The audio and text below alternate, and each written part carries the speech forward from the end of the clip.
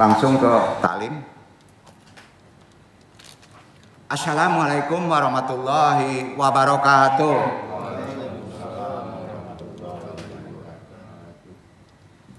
Taklim yang akan kita bahas terkait spesifikasi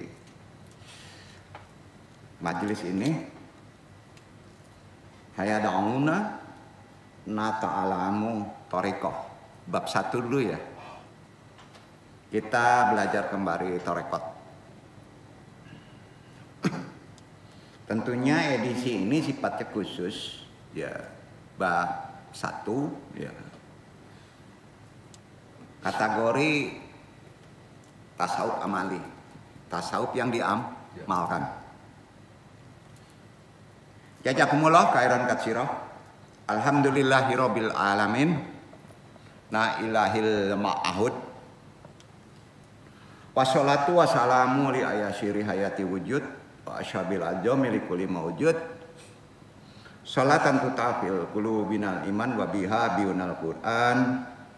Wa biha biunal Qur'an, wa biha biunal Qur'an, wa tubaihum ayat, wa tutuhalana biha nuru jannat, wa nurunai, wa nurunnya jari, ila wajikal karim. Allahumma rujuknal ikhlasa, wal istiqomata, wa hubbullah, wa hubbi man abah. Ya Allah, berikan kami rezeki berupa ikhlas, bisa istiqomah, mencintaimu, dan cinta kepada orang-orang yang mencintaimu. Alhamdulillahirabbil alamin. Alhamdulillahirabbil alamin. Wabihi nasta'inuhu ala umuri dunya wadin. Wassalatu wassalamu ala isyrafil anbiya wal mursalin wa ala alihi wasyabihi ajmain. Hamdan habibi, hamdan mustafirin, hamdan yu'asi, yu'amahu, yukafi majidah. Asyhadu alla ilaha illallah wa asyhadu anna muhammadan abduhu wa rasuluh. Allahumma sholli wa sallim wa barik ala sayyidina Muhammadin wa ala alihi wa baitihi dzurriyyatihi ajmain. Subhanaka ilma lana illa ma 'allamtana innaka antal alimul hakim. Ya Allah, ya Rabb, lapangkan untukku semua dadaku. Mudahkanlah semuanya urusan kita ini, uraikan simpul pengikat lisan ini, baik pentaklim maupun yang ditaklimi, agar bisa memahami kajian ini, perkataan ini, ilmu ini secara benar dan diridhoi. Alhamdulillah, puji syukur kehadirat Allah Subhanahu wa Ta'ala dengan qudrat iradatnya juga rahmatnya, kita masih bisa diberi waktu untuk berthalibul ilmi di tempat ini. Jamaah, ikhwan, jamaah rahimakumullah, baik yang mengaji mungkin secara talaki langsung maupun yang tidak langsung, semuanya doakan rahimakumullah. Di pertemuan hari ini Al-Fakir yang bodoh ini coba bahas kembali lagi ke kaji spesifikasi kita, yaitu dauna nata'alamu thariqah.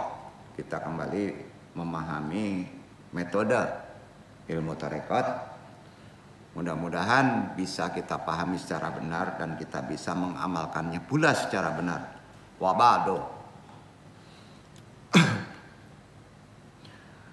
Ilahi anta maksudi waridhaka matubi'atini mahabbataka wa ma'rifataka.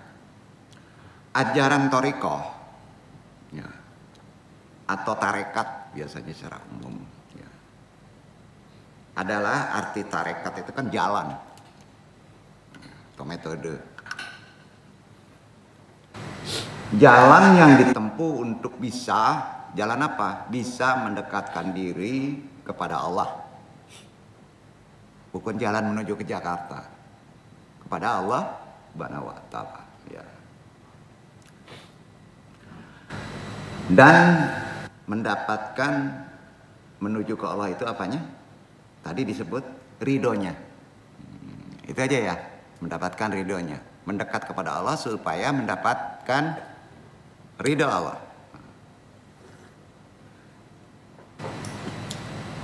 Ajaran atau metode ini didasarkan pada syariat wajib Hukumnya wajib. Tidak bisa terpisah. Dan dilakukan dengan mentaati ajaran-ajaran Allah Subhanahu wa taala yang terdapat pada aturan secara syariat, secara ruhani juga pada kitabnya dan hadis sunnahnya. Nah. Kata thariqah secara harfiah ya, berarti jalan. Kita bedah sejarahnya dulu. Sejarah ajaran thariqah awalnya ya berawal dari abad ke-6 Hijriah ya, dengan munculnya tarekat pertama kali Qadariyah. Belum gabung, Naqsabandiyah beda. Naqsabandiyah itu baru, Qadariyah yang diprakasai dan didirikan oleh, kita sama tahu,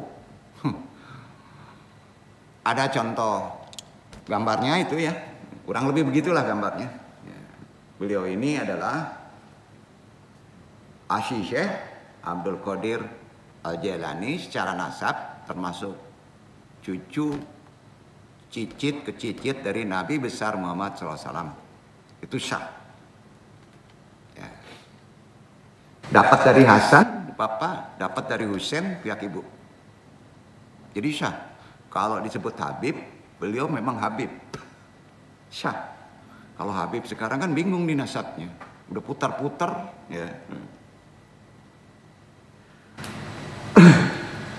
Pembimbing dalam ajaran thariqah itu pertama kali beliau, maka disebut wali kutub. Ya, bukan wali kutub jalan karomah ya, yang menciptakan sekali ajaran secara thariqah, ajaran yang titik beratnya ke ruhani pertama kali dan dari pihak nasab yang benar, maka disebut wali kutub. Duduk ya, jadi jangan aneh-aneh dulu, wali kutub kan sering dibahas secara konteks yang sangat sakti. Bukan begitu ya. Wali, beliau wali. Jadi dengan munculnya ajaran tarekat Qadariyah, ya sudah jelas berkembang nanti beberapa tarekat. Karena tarekat ini sifatnya metode. Banyak kita menciptakan metode-metode kan. Ya. Dalam kita mengikuti ajaran tarekat wajib. Nah, hukumnya wajib juga nih. Dalam tarekat nih ya, wajib ada pembimbing spiritual yang disebut mursyid. Nah, ya, disebut mursyid. Ada juga yang menyebut syekh. Ya. Berperan sebagai kunci utamanya itu pembimbing jiwa. Ya. Kalau di syariat itu ulama, kiai, ustadz. Ya. Pembimbing jiwa lebih cenderung kepada ruhani. Itu mursyid. Ya. Dan memberikan ya, petunjuk tentang umumnya, spesifikasinya aurat, zikir, wirid. Itu membimbing itu tuh. Tujuannya ajaran tarekat ini mempertebal hati bagi pengikutnya agar hanya cinta kepada Allah yang dirasakan dan dicintai. Itu tertingginya. Mahabbah. Jadi kesimpulan paling pokoknya itu. Ya. Metode ajaran tarekat merupakan metode untuk bisa menempuh pertama kali yang ditempuh. Ada yang tahu? Makomat awal biasanya menyebut. Karena manusia itu sering punya salah, maka disebut jalan taubat. Duduk ya, gampang tuh. Jalan taubat dulu, nggak bisa loncat langsung ke juhud. Taubat dulu. Sambil menempuh kehidupan dunia tanpa terlena, tanpa terkebiri, tanpa kesilap mataan terhadap kehidupan hasrat dunia. Walaupun itu boleh diambil. Nggak terlalu kaget. Ya. Tarekat yang berkembang di Indonesia beberapa tarekat yang berkembangnya, khususnya di Nusantara ini, diantaranya tarekat Qadariyah, tarekat Syatoriyah, tarekat Naqsyabandiyah, tarekat Kalwatiyah, tarekat Samaniyah, tarekat Alawiyah, itu pertama kali yang berkembang. Ya. Tarekah atau tarekat artinya jalan, sudah barang tentu memiliki ajaran-ajaran yang diberikan kepada murid-murid tarekat, yang disebut murid-murid itu, ada yang tahu siapa? Kalau antum menyebutnya, kalau murid ke tarekat namanya syalik. Apa? Syalik. Takut lupa sih andungnya, makanya diulang lagi. Ya. Apa salik ya? Antum nih salik. Ajaran yang diajarkan ini memiliki perbedaan antara ajaran yang bersifat khusus dan umum bagi seorang salik. Maka tarekat itu tidak langsung berjamaah semuanya dulu. Semua berjamaah. Sudah itu ada yang khusus nanti berdua gitu. Ajaran zikirnya beda-beda. Ya, begitu terjadi pada Nabi, tiap sahabat beda. Ya. Nah, baiatnya juga beda. Baiat itu artinya perjanjian.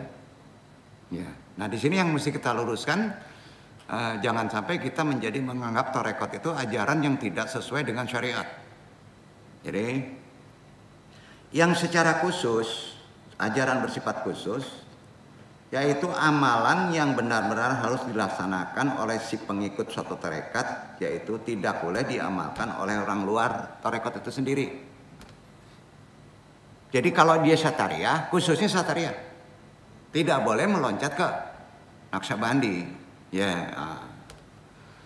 arti kata itu yang khusus. Nah, atau tarekat lain nggak boleh. Ya, ajaran khusus ini bisa dilakukan secara fardiyah. Individu nggak boleh disebarkan. Bisa juga secara kolektif jamaah, tapi satu tarekat. Nah gitu ya, itu ajaran tarekat yang khusus. Ajaran tarekat yang umum sering dilakukan di sini, paling sering. Karena kalau secara khusus, antum keteter nanti, nggak enak secara hukum habluminan nas. Antum belum diikat nih keluar. Maka jangan tersinggung kalau antum masuk kelompok ajaran khusus tarekat suatu Naqsyabandi, antum diusir. Karena ada ajaran yang sifatnya khusus. Nah ini adab ini yang perlu kita pahami. Ini bukan eksklusifan, memang begitu aturannya. Betul kan? Ya.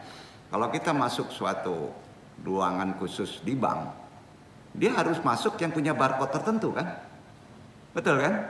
Nggak bisa sembarangan. Sedangkan yang sifat umum, yaitu amalan-amalan yang ada dan menjadi tradisi dalam seluruh tarekat. Wajib semua ada. Amalan itu juga bisa dilakukan oleh masyarakat Islam di luar pengikut tarekat. Ada misalnya sesuatu aliran tarekat mengadakan istiqosyah. Itu ajaran tarekat. Di lapangan, pihak luar boleh masuk. Contoh lain, misalnya di sini mengadakan manakiban, orang lain boleh masuk. Ya, orang lain boleh masuk. Tapi pas di sini melakukan ajaran talqin zikir Satariyah, orang Naqsyabandiyah nggak boleh masuk. Itu khusus. Nah, paham ya? Itu aturan adabnya. Ya. Jadi yang umum ada beberapa yang umum. Ya, disinilah yang kita mesti pahami dulu konteks ajaran tarekat dan semua begitu, mutabarohnya begitu, kesepakatannya. Nah, jadi amalan yang secara umum bisa dilakukan secara individu juga kolektif. Ajaran tarekat dalam ilmu tasawuf umumnya sifatnya umum. Kalau ada amalan. Ya. Di antara ajaran tarekat baik khusus maupun umum ada 15. Semua sama. Ada berapa? 15.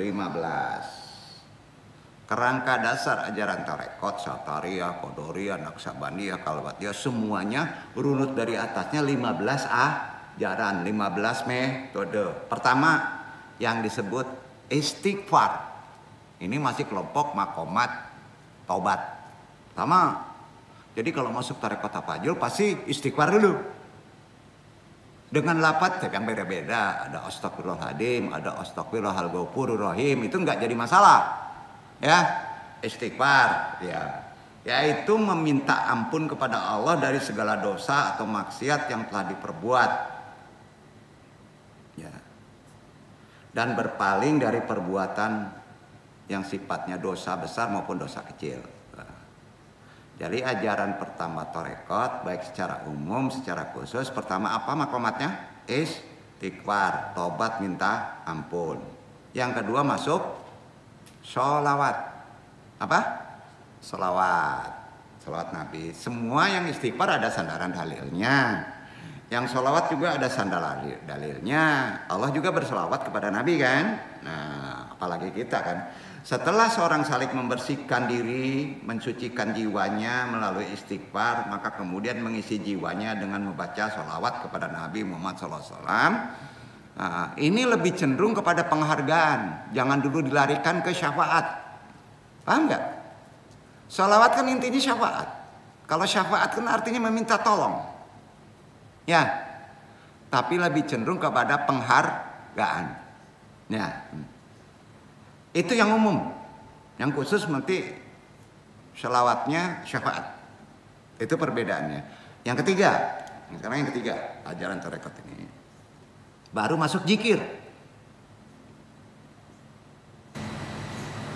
Yaitu amalan ini khas. Seluruh tarekat wajib pakai zikir. Khas.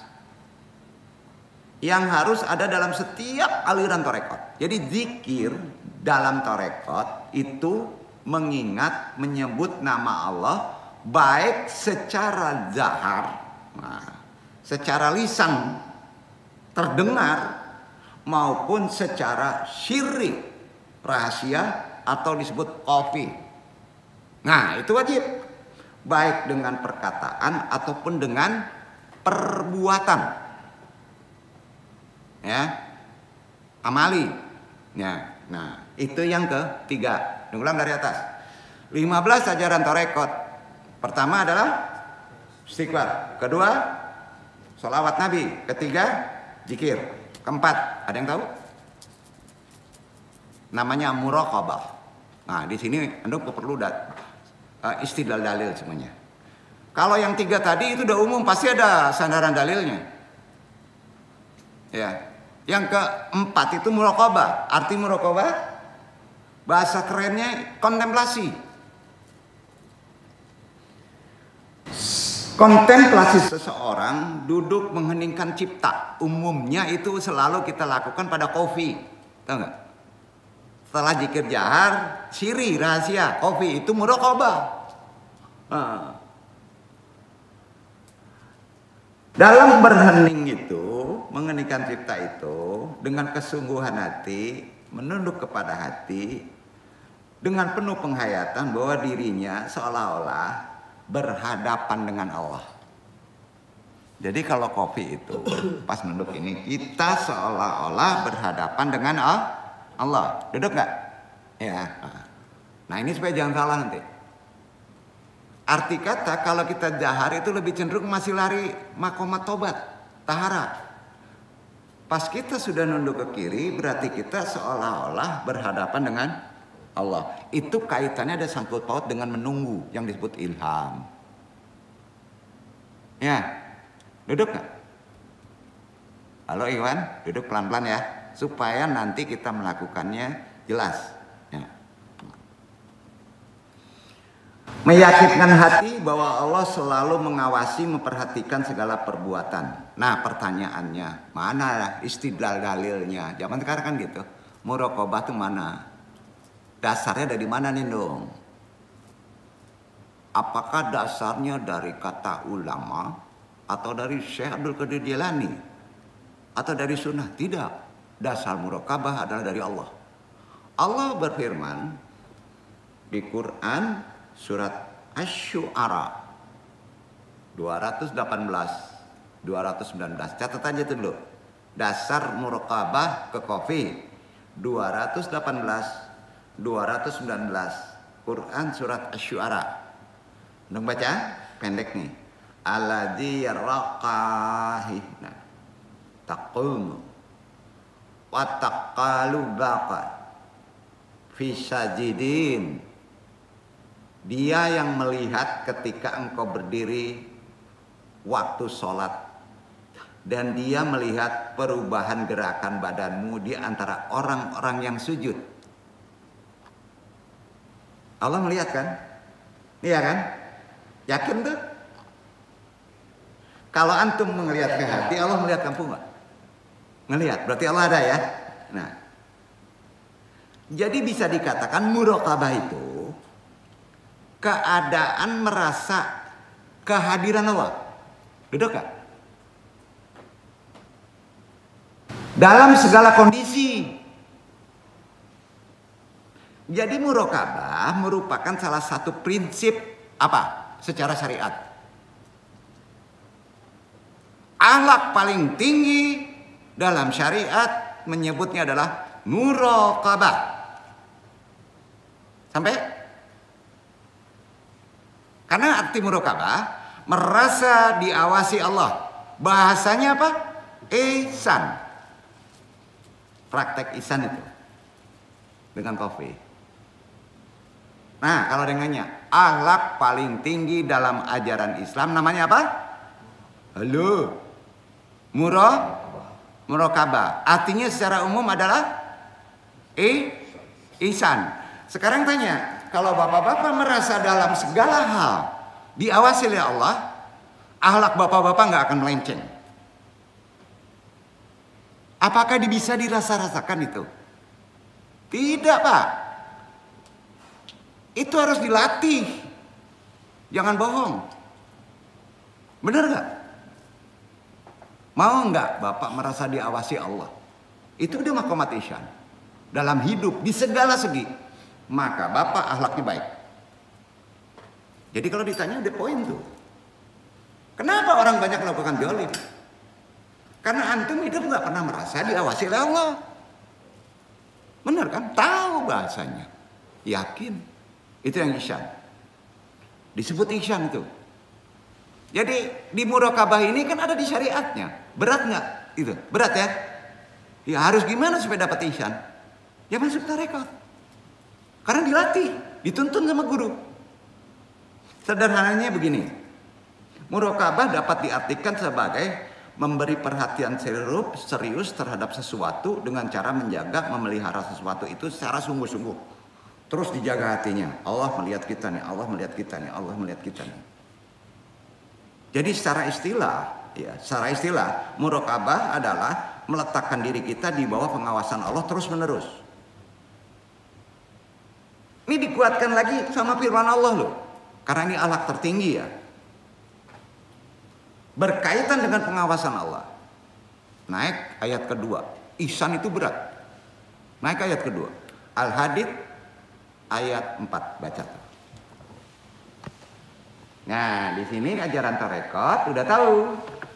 Pertama istighfar, kedua salat Nabi, ketiga zikir, keempat ternyata harus ihsan. Muraqabah baca.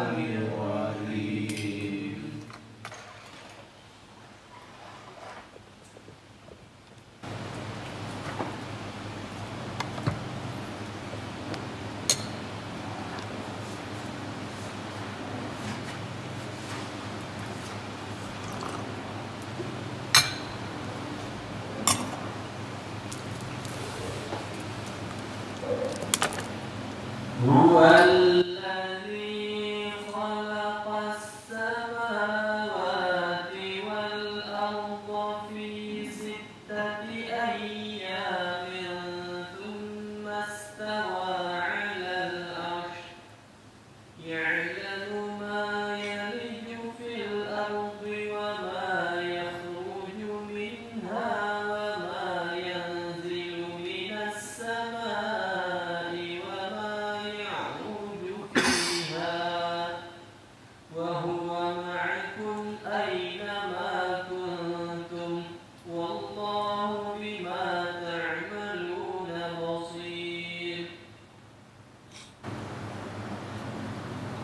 Dialah yang menciptakan langit dan bumi dalam 6 masa. Kemudian dia bersemayam di atas ars. Dia mengetahui apa yang masuk ke dalam bumi dan apa yang keluar daripadanya, dan apa yang turun dari langit dan apa yang naik kepadanya. Dan dia bersama kamu di mana saja kamu berada. Dan Allah Maha melihat apa yang kamu kerjakan. Betul? Betul? Allah Maha tahu. Jadi kalau antum punya rumah nggak antum kunci, antum masih cemas supaya maling masuk, murakabah antum nol. Sampai nol. Kalau ihsan tinggi, antum tahu tuh. Nah ini udah spiritual. Itu harus ada di kita loh. Jadi kalau ada orang cemas dengan maling aja, nih gimana nih? Ihsannya hilang. Kalau kita baik diri kita nggak ada kecemasan itu. Bukan menafikan ikhtiar. Bukan. Sesungguhnya yang ditakutkan itu bukan manusianya, bukan johirnya. Orang yang nggak berakal. Binatang yang masuk ke rumah. Makhluk yang kasat mata. Allah tahu semuanya juga. Ya, kalau kita ihsan dekat dengan Allah, merasa diawasi, itu juga rumah antum diawasi. Yakin kan? Jadi paling kesel ya antum kalau ada share-share yang membuat cemas kehidupan sekarang tanpa kita menguatkan spiritual. Percuma dong ngajarin tarekot kalau kita mudah kaget, gampang terkejut di kehidupan sekarang. Baru masuk ke 4 udah kena hantam lagi. Enggak. Allah tahu ukuran kita. Ini mesti dihilangin nih barangnya. Bisa aja dikunci maling masuk kok. Iya kan? Bisa kan? Allah mengizinkan begitu untuk kebaikan kita, tapi Allah tidak meridhoi orang yang melakukannya. Sekali lagi ya, dong ingatkan ajaran tarekat ini tidak menafikan ikhtiar. Jaga boleh. Kunci boleh. Tapi jangan berkelebihan. Sampai kalau satpamnya udah 100 baik ruhani ada di rumah itu, dia masih cemas juga rumah itu kehilangan, berarti sudah beda orang itu. Jadi ini penting untuk kita pahami konsep ihsan pada muraqabah. Ya. Kita kuatkan lagi muraqabah kita. Kita kuatkan lagi ya. Allah berfirman nih, ihsan itu luar biasa, hebatnya, baru tahap 4 loh. Allah berfirman di Quran surat Ali Imran ayat 5, nung baca ya. Enggak apa-apa nung baca? Ya, bismillahirrahmanirrahim. Innallaha la yaqfa alaihi syai'un fil ardi wala fis samai. Sesungguhnya bagi Allah tidak ada sesuatu pun yang tersembunyi di bumi dan tidak pula di langit. Untuk bisa diawasi Allah, kita harus bermaqamat ihsan. Nggak ada yang tersembunyi, pasti antum tahu. Karena di badan antum ada Allah. Jadi manusia itu sakti karena Allah itu hadir pada hatinya. Ya, hadir, hudur. Menghadirkan Allah ada konsepnya, ada teorinya. Nggak yakin? Aneh.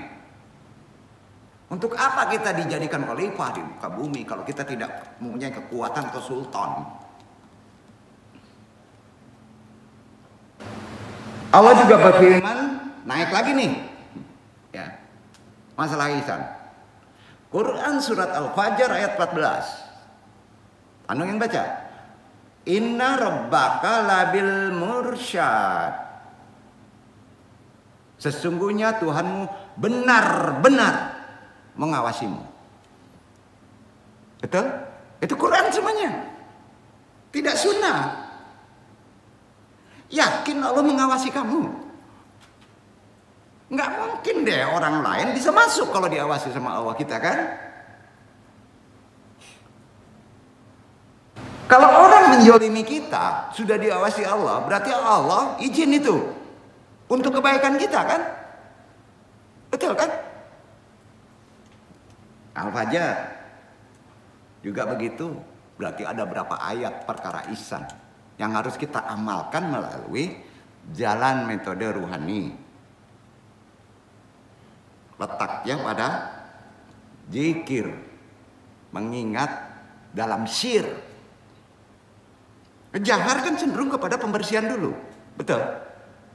Ada 4, baru 4 tuh, udah dapat sultan antum. Nah sampai 4 ini semua ada 15. Ada pertanyaan. Gimana dong kita bisa supaya sakti? Ya udah sampai situ. Ada di Quran. Pengen sakti ya itu. Ngomong apa lagi? Bener nggak tuh? Anda nggak pinter ngomong, itu kan Quran yang ngajarin. Masuk ajaran metode kelima yang disebut wasilah, sering jadi perdebatan nih. Waduh, bid'ah. Apa wasilah artinya? Disebut juga tawasul. Sering melakukan tawasul sini kan?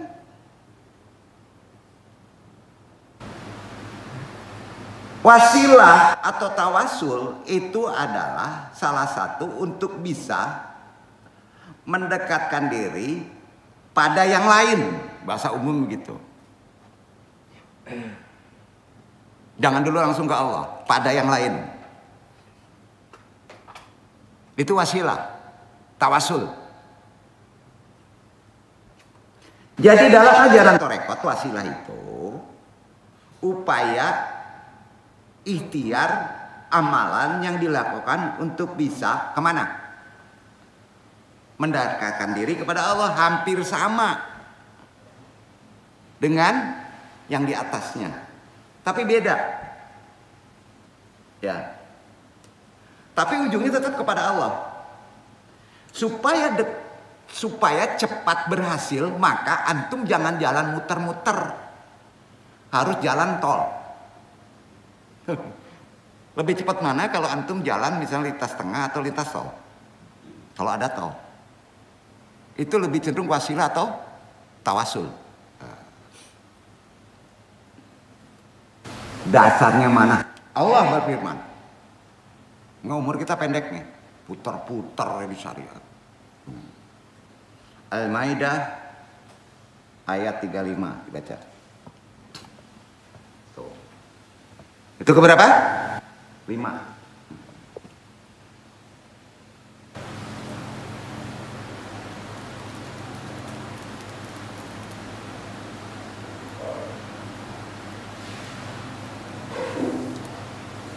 Ya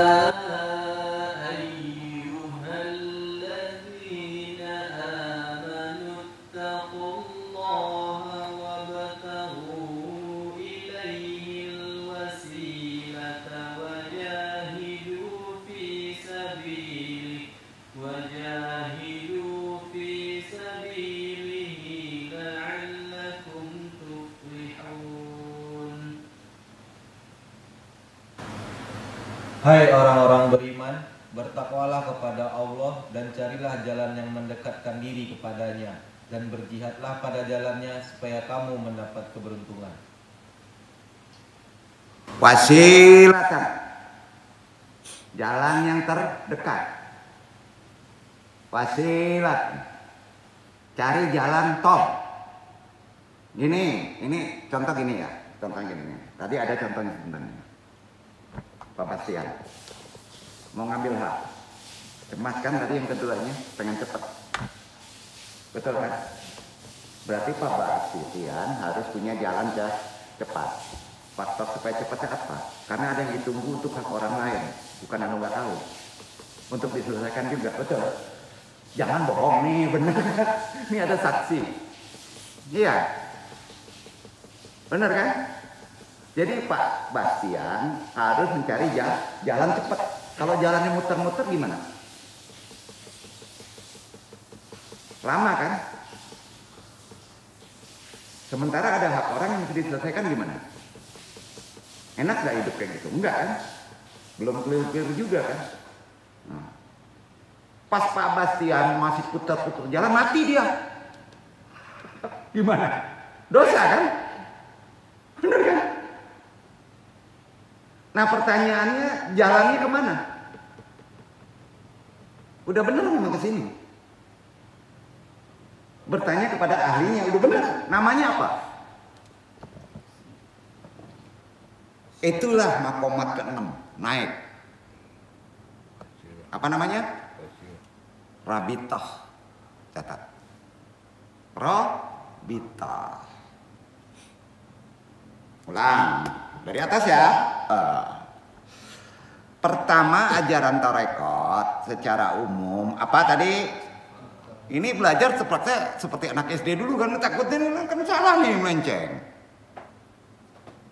Nanti takutnya dia buat jalan sendiri. Salawat nariyah, dikacau nih. Salah nyasar, salah salawat nanti. Benar kan? Pertama apa? Jalan metode tarekat, istighfar. Kedua, salat Nabi. Dalam konteks menghargai dulu ya. Ketiga, zikir, zahar, kopi sampai merasakan diawasi Allah, betul kan? Kopi. Keempat, muraqabah, ya. Muraqabah artinya apa? Muraqabah. Yakin sekali ada 3 surat firman Allah, Allah itu benar-benar mengawasi kita. Betul kan? Sampai titik hakul yakin, bila perlu ainul yakin dalam konteks manusia.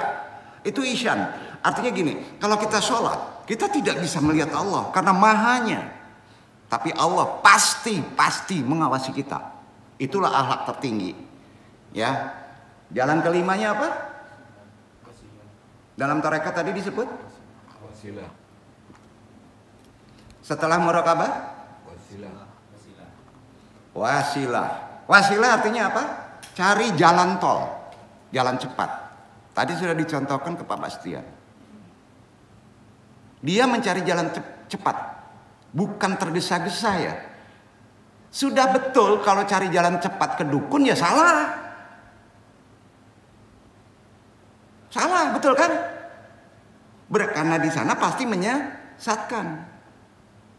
Santet aja lah katanya. Dapat nggak duitnya? Orangnya mati. Iya, kan gitu. Nah, jalan wasilah itu dikasih tahu dengan apa? Ke-6 masuk. Supaya cepat. Rabita. Wajib mencari jalan secara syariat ikhtiar namanya. Ayatnya tadi Al-Maidah 35 kan? Carilah wasilah tuh. Jalan untuk bisa mendekatkan diri secara cepat. Kan gitu. Quran tuh. Rabita. Yaitu menghubungkan rohani antum, si pencari jalan cepat tadi, kepada antum itu murid. Karena masih mencari kepada mursyid. Beliau datang kemari. Ini mursyid. Hubungkan rohaninya. Duduk. Hubungkan rohaninya. Itu yang disebut rabita. Pernah melakukan rabita? Pernah, tapi tidak disadari. Maaf Pak Aero juga tadi melakukan rabita Pak. Kepada mursyid. Nah. Kita bahas dulu rabitanya supaya kita lurus. Rabita dalam pengertian bahasa atau lughat. Pengertian bahasa lughat. Artinya bertali. Arti bertali, berkait, berhubungan kepada mursyid. Itu catat deh. Ya. Sedangkan dalam pengertian istilah, ya, Robito adalah menghubungkan ruhani seorang murid kepada ruhani gurunya. Ya. Hubungkan ruhani antum kepada gurunya. Ya, atau mursidnya, murid ke mursid. Ya. Guna mendapatkan jalan cepat, wasilah. Ya. Dalam rangka perjalanan menuju apa yang kamu kehendaki. Kalau antum menuju ingin cepat kepada Allah, ke mursid juga. Ya, apalagi ikhtiar. Nah, mursid itu juga khalifah Allah di bawah khalifah lil alamin. Karena mursid adalah warisatul anbiya, betul kan? Iya kan? Tahapannya gitu kan. Kalau antum mencari mursidnya Nabi udah nggak bisa, bro. Beliau sudah nggak ada. Cari mursidnya. Iya kan? Ini repotnya kan nanti ngaku mursid nih. Itu. Ya. Maka kalimatullah itu yang disebut bahasa orang umum wali. Mereka adalah wasilah atau pengantar menuju Allah. Para mursid itu. Jadi tujuan murabit namanya murabit. Kalau antum ada sesuatu ingin cepat selesai, murabit. Ya. Bisa memperoleh wasilah atau robito antara murid dengan guru bisa disebut bahasa mudahnya ya. Nih pasang nyanyian dong ya supaya ada hakul yakin. Transfer of knowledge. Paham? Ditransfer. Karena rohani antum belum sampai nih, ditransfer dulu. Gimana cara nanam? Udah deh takit aja, karena nggak ngerti. Cucuk jarum tanam. Antum share tuh. Pakai simbol, karena nggak ketangkep sama kepala. Mentransfer rohani itu susah. Cucuk jarum, buang. Ambil air itu, sungai itu, sudah itu, buang lagi sana. Itu transfernya begitu, karena nggak mungkin antum melakukan secara ruhani. Duduk nggak? Jadi takbir dulu deh. Nah, paham sampai sini? Ya, nah, transfer of knowledge yaitu mentransfer ilmu daripada ruhani seorang mursid kepada murid. Nggak perlu dipelajari, karena itu bakat masing-masing. Sampai nggak? Gini deh, sekarang. Antum jago main gitar dengan bakat tinggi, nyanyi jago. Orang itu pengen bisa seperti penyanyi tadi, karena urusannya masalah nyanyi. Ya, ditransfer tuh nyanyi tadi, bisa nggak? Ngerti nggak? Jadi harus pakai caranya puter kaset kita, kasihin dia, dengerin ke orang. Sampai nggak? Ya gitu. Iktibatnya gitu. Ini Iqbal pasti paham tuh. Betul kan? Ya. Nah, transfer. Masalah keruhanian disinilah letak perbedaannya yang mesti kita pahami. Jadi kalau transfer of knowledge tidak bisa sempurna tanpa guru, kalau antum cari sendiri nggak akan sempurna, harus ada guru yang ahli, kan gitu ya. Apalagi mentransfer of spiritual. Knowledge kan pengetahuan.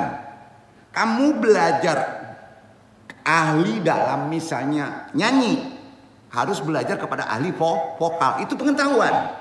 Begini nariknya, begini ritmenya, gini karakternya, betul kan dalam menyanyi kan? Harus ahlinya. Ya. Itu pun kadang-kadang nggak sempurna, tetap harus ditransfer. Paham nggak? Knowledge aja begitu. Kalau tidak sempurna tanpa guru, harus pakai guru. Apalagi kalau antum mentransfer of spiritual. Gimana? Yang lebih halus, lebih tinggi perkaranya, wajib hukumnya. Kalau antum ada masalah berobitoh, nah ini masa dibid'ahkan sama orang, dianggapnya guru itu sebagai Tuhan. Gawatnya itu karena nggak paham. Ini bukan Tuhan, dia punya jalan cara mempercepat proses untuk melakukan ikhtiar. Itu yang disebut transfer of spiritual. Duduk. Enggak dijelasin. Begini mesti begini. Itu syariat. Antum mesti jikir 71.000 jikir untuk menarik hak antum yang diambil sama orang. Mampu? Dalam tempo setengah jam. Gempor. Nggak bisa gitu. Nggak bisa. Banyak yang melakukan kayak gitu. Banyak. Ayo mau pilih mana nih? Nah, maka tidak akan bisa terjadi kalau udah menyangkut perkara spiritual harus dengan guru. Nah, pertanyaannya itu kan lahir mengambil hak. Sifatnya materi. Kaitannya erat sekali dengan ruhani. Di mana? Orang itu ada duit, tapi dia tidak mau memberi. Berarti anaknya tidak mengerti perkara yang harus diberikan kepada orang lain hak tuh. Betul kan? Itu dia kuncinya. Maka ayo kita belajar tarekat lagi. Ya. Jadi ingatkan, ada yang lebih tinggi lagi ingin mengejar ini. Ada orang ingin mencapai supaya cepat, langsung aja ingin menjadi mursyid. Aduh. Ya mana ada yang pengen begitu loh. Kacau nggak tuh? Pusing. Udah main cepet aja, gue pengen jadi mursyid. Kalau ada yang minta kayak gitu, udah salah itu. Emang enak jadi mursyid? Benar. Kalau tinggi makomat, tinggi itu pekerja, seimbang nggak? Nggak bisa tidur antum. Tuhan udah ngukur loh.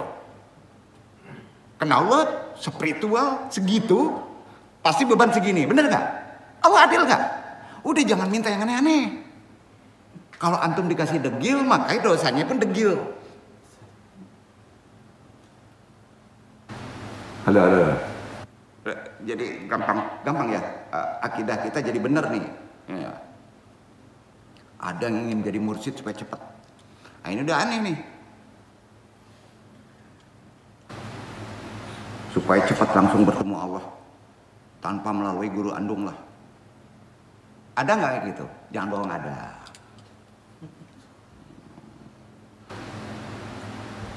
Ada. Dia harus berpangkat, boleh-boleh aja ikhtiar sampai gelar wali. Pangkatnya harus walian mursida.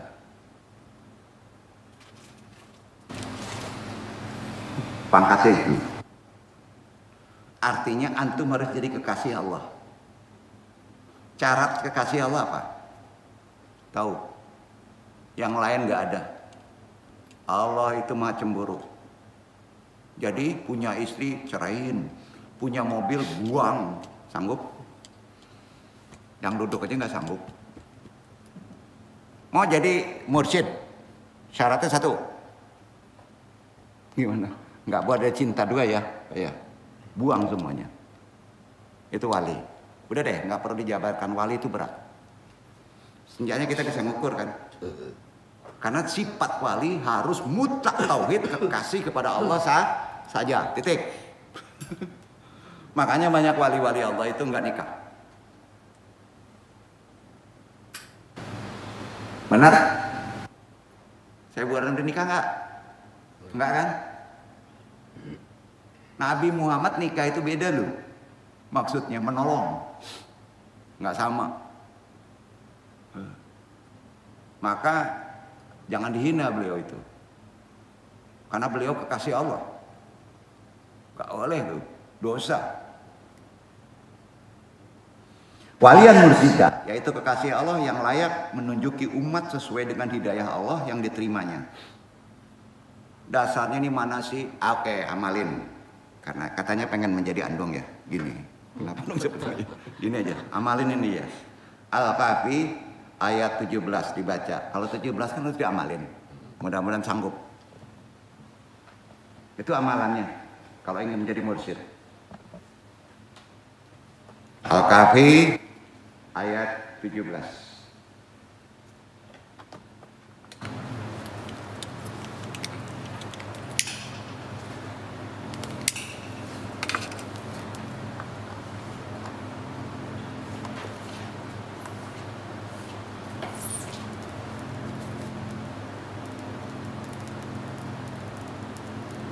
وترى الشمس إذا طلعت تزاور عن كهفهم ذات اليمين وإذا غربت تقرضهم ذات الشمال وهم في فجوة منه ذلك من آيات الله من يهد الله فهو المهتدي ومن يضلل فلن تجد له وليا مرشدا.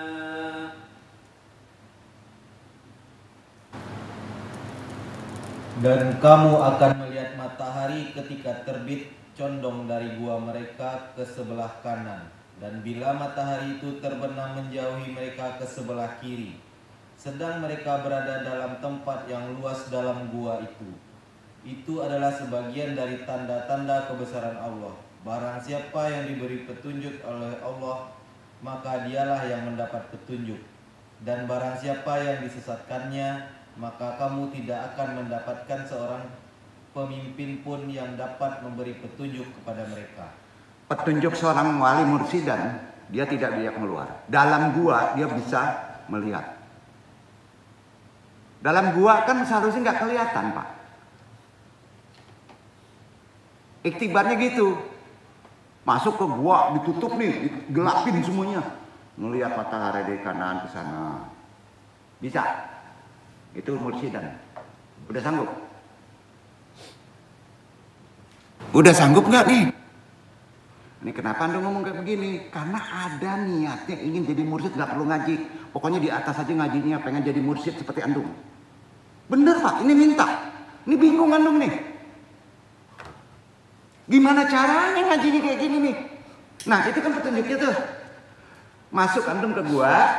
Dalam gua itu dalam gelap. Melihat matahari berjalan, betul kan? Bila matahari terbenam menjauh, udah kelihatan tuh. Dalam gua gelap tapi tempatnya luas, menenangkan, sanggup? Ayo. Sanggup nggak nih? Sedangkan kopi aja suruh merem yang kelihatan gelap.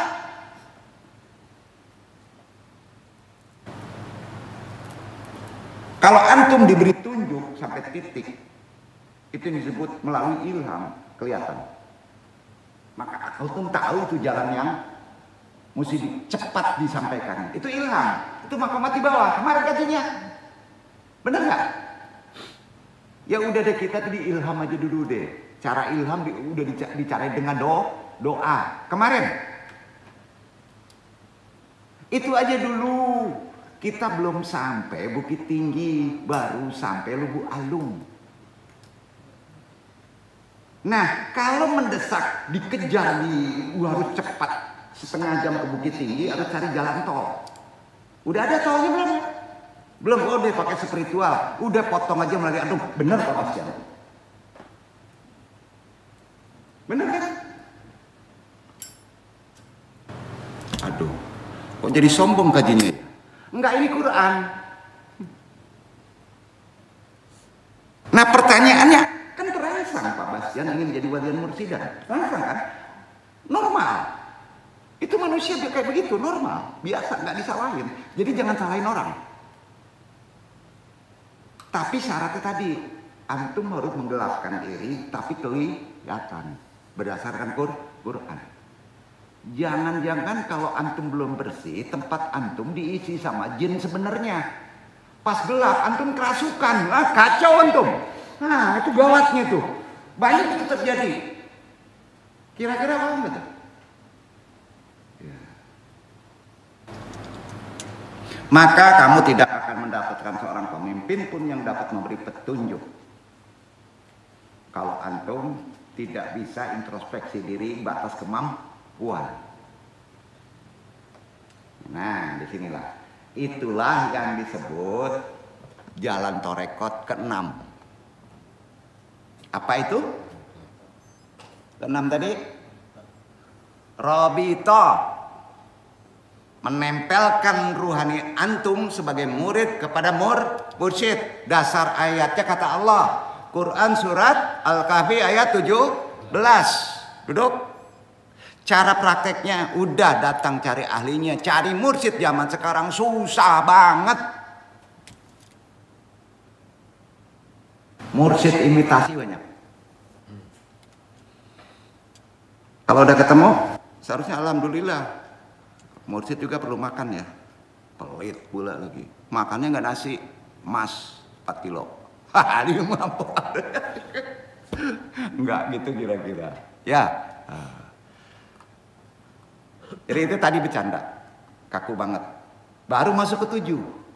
Lebih personal. Kalau antum nggak ketemu jalan yang lurus, sulit mencari mursyid. Praktekin ini. Apa sih jalan 7? Ada 15. Suluk. Catat tuh. Bersuluk. Suluk. Pernah dengar? Kalau bahasa syariat secara umum ujlah. Suluk itu sama dengan ujlah.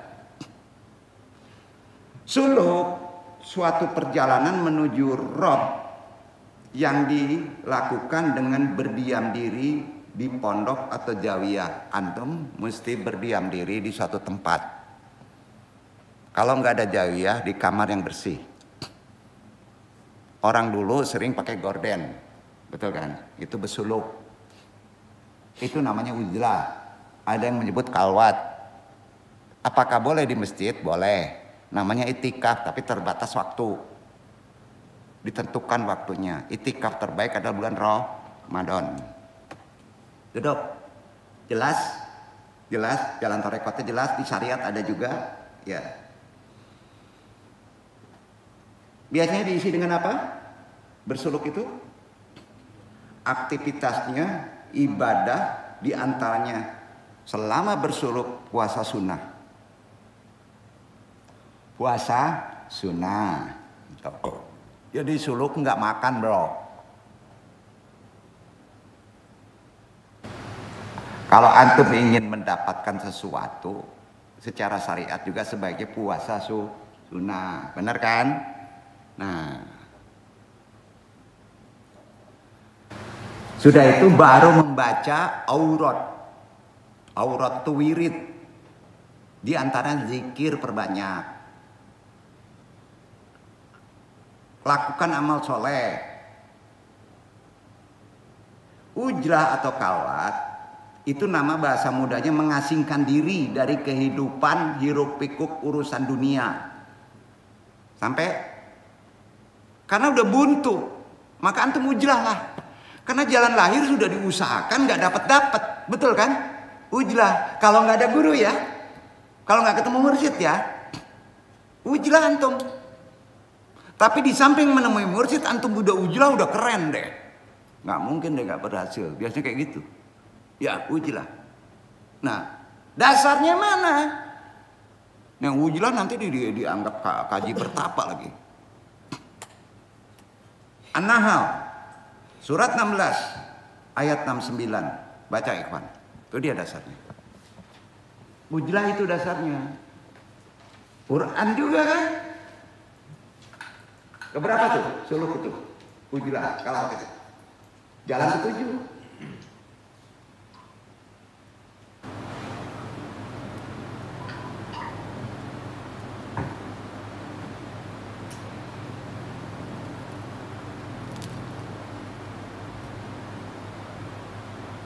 ثم كلي من كل الثمرات فاسلكي سبل ربك ذللا يخرج من بطونها شراب مختلف ألوانه فيه شفاء للناس إن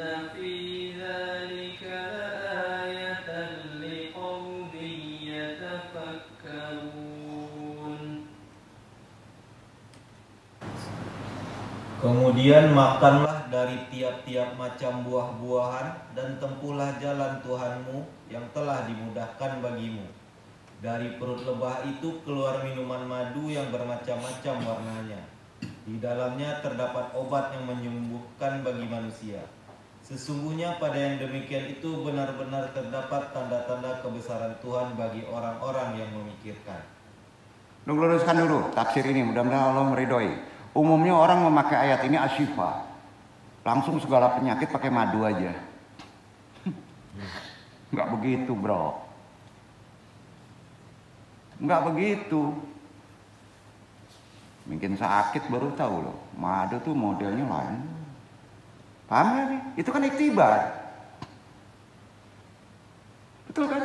Jadi bersuluk itu kamu akan menemukan sesuatu yang menyembuhkan, sesuatu yang bisa berhasil.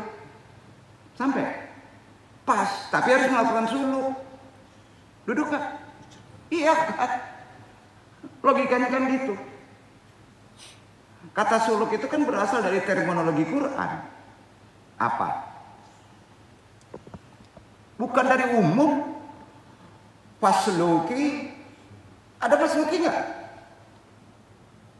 Dari Allah tuh kata suluk. Gimana mau membidahkan fasluki? Kan tadi di An-Nahl tuh. No. Ayat 69. Fasluki sabula rabbika jululan.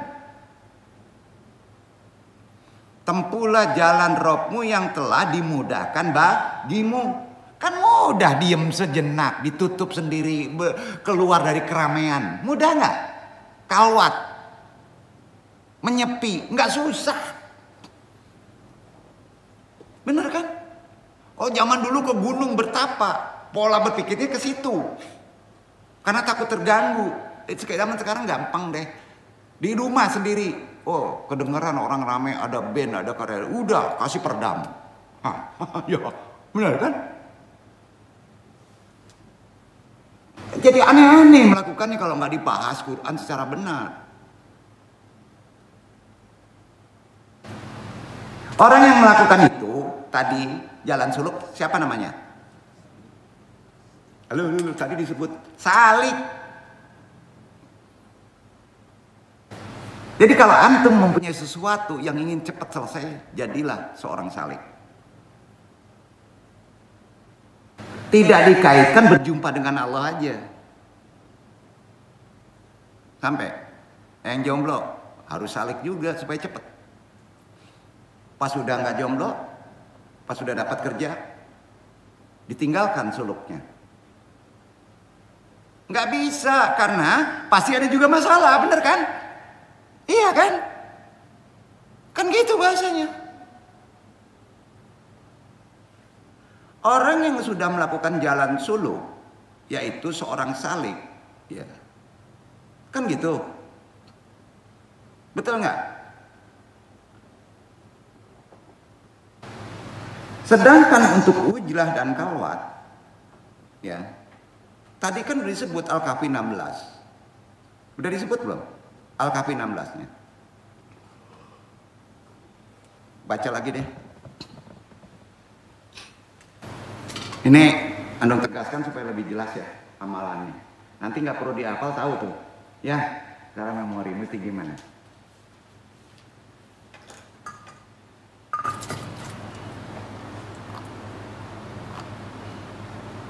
Tadi 17, yang ini mundur 16. Wa idh i'tazaltumuhum wa ma ya'buduna illa Allah fa'u ilal kahfi yanshur lakum rabbukum min rahmatih yanshur lakum rabbukum min rahmatihi wa yuhayyi' lakum min amrikum mirfaqa. Dan apabila kamu meninggalkan mereka dan apa yang mereka sembah selain Allah, maka carilah tempat berlindung ke dalam gua itu. Niscaya Tuhanmu akan melimpahkan sebagian rahmatnya kepadamu dan menyediakan sesuatu yang berguna bagimu dalam urusanmu. Betul? Itu kuatnya ya. Itu ke sifat umum. Utang, jomblo, pekerjaan, ingin anak, ujlah aja. Ya, menyediakan bagimu sesuatu yang berguna bagi urusanmu. Betul? Urusan kita akan berguna menjadi selesai. Clear? Clear urusannya? Di makomat berapa? Tapi kita harus ujlah. Duduk. Enggak bertapa ya. Beda lagi. Iya. Hidup ujlah. Kamu melakukan ujlah, melakukan suluk karena frustasi. Nah, ini ada nih. Wah, saya ini terancam harus masuk kandang si Tumpin ke Bui. Wah, saya ini terancam. Nih, DPO dikejar-kejar Intel karena narkoba. Kemudian ujlah. Pertanyaannya boleh nggak? Interaksi dong. Jawab. Orang yang diputus asa boleh ujlah. Karena sulit menghadapi kenyataan hidup. Kemudian ujlah. Haram dalam agama. Apa? Haram. Hukumnya haram dalam agama. Tidak boleh. Aduh. Orang yang datang kemari juga udah ujlah. Jadi itu bingung, makanya Andung sering ngekat. Paham ya? Maksud tujuan Andung? Ya. Kita juga berdosa.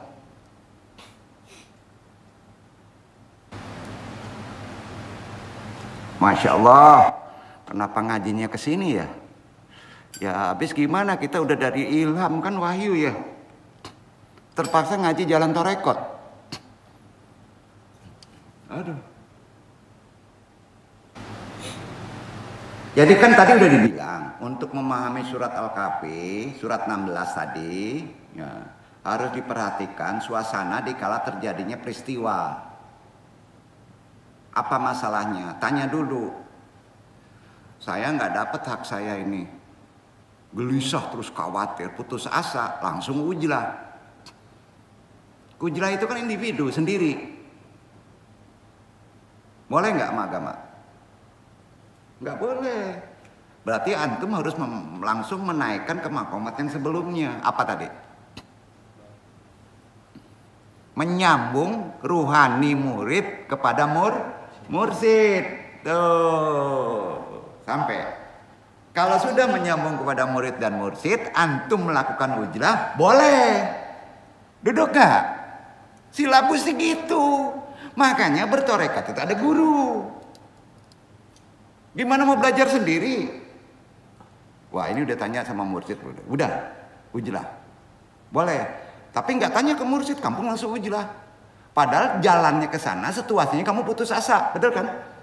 Maka hukumnya kena fikih yang dilarang. Ayo. Sampai di sini kaji kita titik makomat ini paham ya? Di torekot ya. Nah, untuk Ikhwan akademis dibantu buat buku. Ada 15. Artinya kalau mereka sudah paham, akan hati-hati bertanya kemari. Khusus untuk yang mengikuti jalan torekot. Sampai? Kalau Andung serahkan kepada Iwan beliau ini, gimana? Sanggup? Bukunya gampang. Ustadz Pak Oji ada nggak? Udah, dia lagi suluk masalahnya. Kalau lagi suluk ya nggak usah membuat sini ya. Nah. Pak Khairul mungkin sanggup. Ya, jalan torekot ada 15 Pak, buat aja secara singkat Pak. Ini harus dibagikan Pak. Benar ini. Banyak faedahnya untuk kita Pak. Masya Allah. Karena setidaknya membumikan torekot itu orang lain paham dan tidak mudah membid'ahkan, menyesatkannya, Pak. Karena hati-hati, torekot yang tanpa dasar ilmiah, ya, mereka akan sesat, Pak. Duduk ya. Sampai Ikhwan Iqbal sanggup buatnya? Gampang. Cene aja punya andung selesai.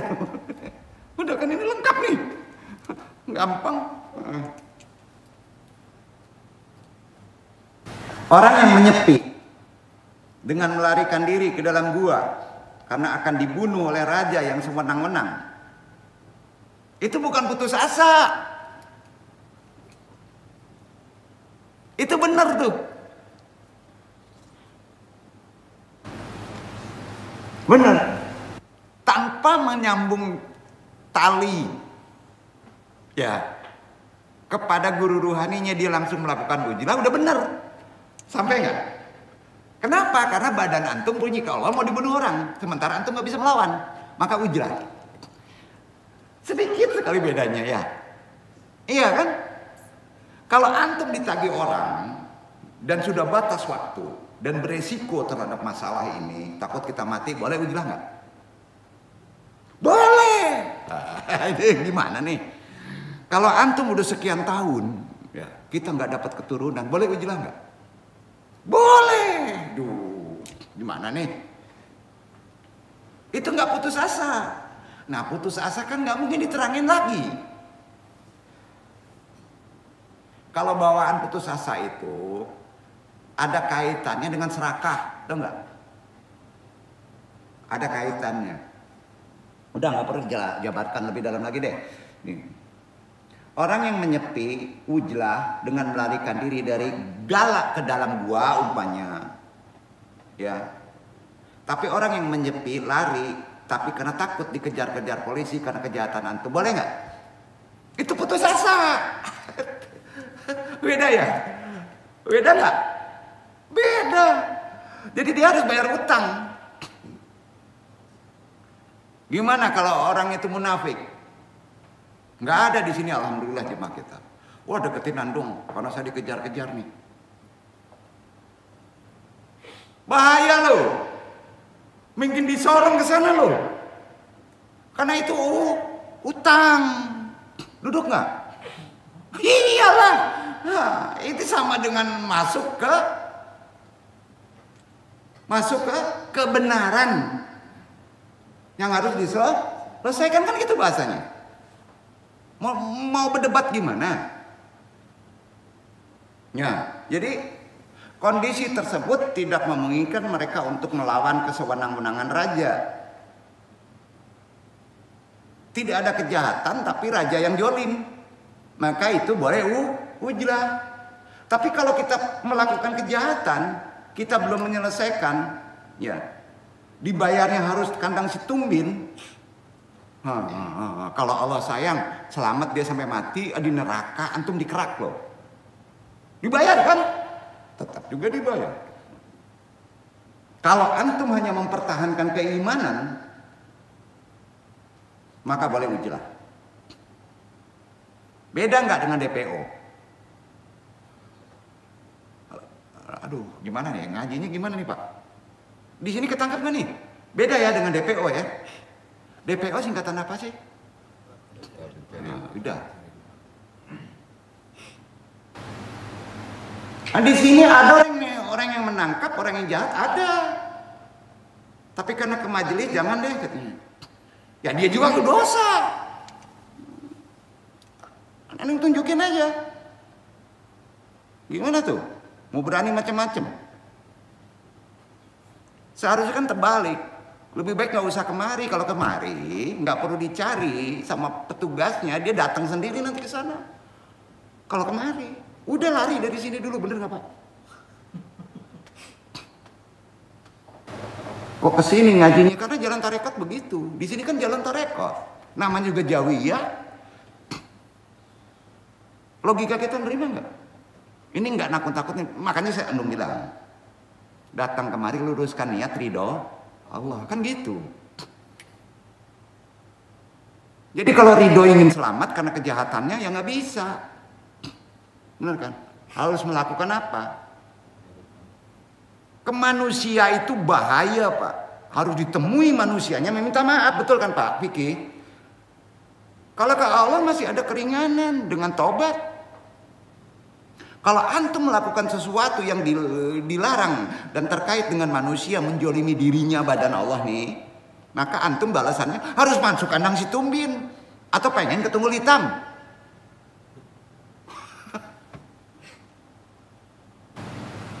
Itu inabah sebetulnya. Yang duduk udah kenyang dicekokin kayak gitu pelajarannya.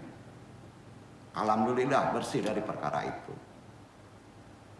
Ini heran, berani make datang kemari. Kan goblok tuh orang. Ah, maaf. Bener kan? Kenapa Anda ngomong begitu? Karena kurang ajar. Ini tempatnya nggak bisa dibawa main-main, Pak. Ini terpaksa Andung share. Nggak apa-apa Andung bicara begini. Harus tegas ke perkara itu. Kalau perkara hak orang diambil, itu bukan perkara yang sifatnya terkait perkara tadi. Kalau perkara yang sifatnya sudah dilarang mutlak oleh agama, menjolimi badannya, menjolimi orang lain, itu sudah berbahaya. Betul kan Pak? Sangat-sangat berbahaya. Kita berbuat dosa, kita berbuat salah karena faktor ketakutan, amanah. Itu masih banyak toleransi, masih ada jalan. Betul kan? Ya. Banyak maaf, kita lanjut. Sikap ujlah amat dianjurkan oleh Rasulullah SAW, tapi harus dipelajari melalui guru secara benar. Itu yang disebut mursyid.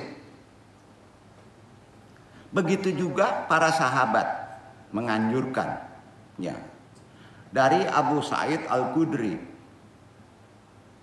ini sandaran hadisnya, syahid bahwa Rasulullah kedatangan seorang sahabat dan bertanya, ya Rasulullah, min ajamin nas, qala Allahumma zahaduna fisabilillah bi anfusihim wa awalihim. Fasa'ala marratan ukra. Thumma man ya Rasulullah qala mu'minkan fi ba'di audidatil jibali. Audidatil jibali kan yataqillah wa yatrukan nas min syarahi. Wahai Rasulullah, siapakah manusia yang paling utama? Beliau Rasulullah SAW menjawab, orang yang berjihad di jalan Allah dengan jiwa dan hartanya. Kemudian orang itu bertanya lagi, kemudian siapa lagi? Wahai Rasulullah. Rasulullah menjawab, seorang mukmin yang berdoa, dan doa itu pada waktu ujlah di salah satu lembah pegunungan. Dia bertakwa kepada Allah saja dan meninggalkan manusia agar selamat karena takut terjolimi dari keburukan dirinya sendiri, ya, dari sifat orang lain juga, maka dibolehkan. Hadis riwayat An-Nasai. Sampai? Jadi kan harus dijelaskan perkara ini, karena sedikit perbedaan, takut salah melakukan uzlah. Jadi berlandaskan dalil-dalil tersebut dari Quran, dari hadis Sahih An-Nasai, maka dapat disimpulkan bahwa sikap ujlah amat sangat dianjurkan dalam ajaran Islam dalam kondisi gimana. Namun ketika seseorang berniat untuk menjalankannya, nih, siapa saja ingin melakukannya, bukan karena faktor putus asa, karena takut ada resiko baik amanah maupun dirinya, itu bukan putus asa. Ia harus tetap melaksanakan sholat. Pas ada azan, tinggalkan ujlah sholat. Itikaf kan harus sholat. Ya. Membayar zakat. Melakukan kegiatan ibadah yang lainnya yang terutama yang wajib. Paham? Itu dia ujrah. Itulah jalan torekot yang ketujuh. Sampai? Kita tutup dulu.